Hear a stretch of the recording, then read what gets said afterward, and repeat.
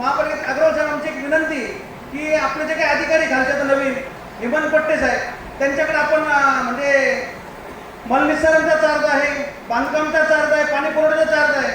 तो माणूस कुठलं काम करायला तयार नाही, कुठल्या प्रमाणात लक्ष द्यायला तयार नाही. आणि तो सांगतो का जानेवारीमध्येच त्याचं म्हणणं आहे का मेंटेनन्सचं पूर्ण काही खडी असेल, मुरुम असेल, कुठली काही अवेलेबिलिटी नाही.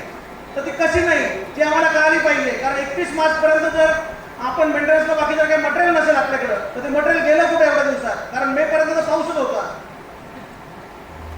तर मटेरियल सगळ्या सहाय्य विभागामध्ये अशी परिस्थिती आहे. तर आपण ती माहिती घ्यावी व संबंधितांना कारवाई करावी. कारण जो काही पट्टे आहे तो पट्टे कोणाचं ऐकायला तयार नाही. धारणकर साहेबांना सकाळी मी फोन केला तर पाणी पुरवठ्याचा एवढा मोठा विषय आमच्याकडे आहे, कुठं बघायला तयार नाही, कोणाचे फोन उचलत नाही. त्यांना व्हॉट्सअपला कमीत कमी रोजचे 40-50 कंप्लेंट आम्ही टाकतो, कुठली कंप्लेंट ते बघायला तयार नाही. तर अशा माणसाला आमची विनंती महापौर ताई की त्यांना दुसरीकडे आराम करू द्या. कारण त्यांच्याकडे ड्रेनेजचा पण इश्यू आहे. असा माणूस तिथे उचलत नाही. त्यांना व्हॉट्सअपला कमीत कमी रोजचे 40-50 कंप्लेंट आम्ही टाकतो, कुठली कंप्लेंट ते बघायला तयार नाही. तर अशा माणसाला आमची विनंती महापौर ताई की त्यांना दुसरीकडे आराम करू द्या. कारण त्यांच्याकडे ड्रेनेजचा पण इश्यू आहे.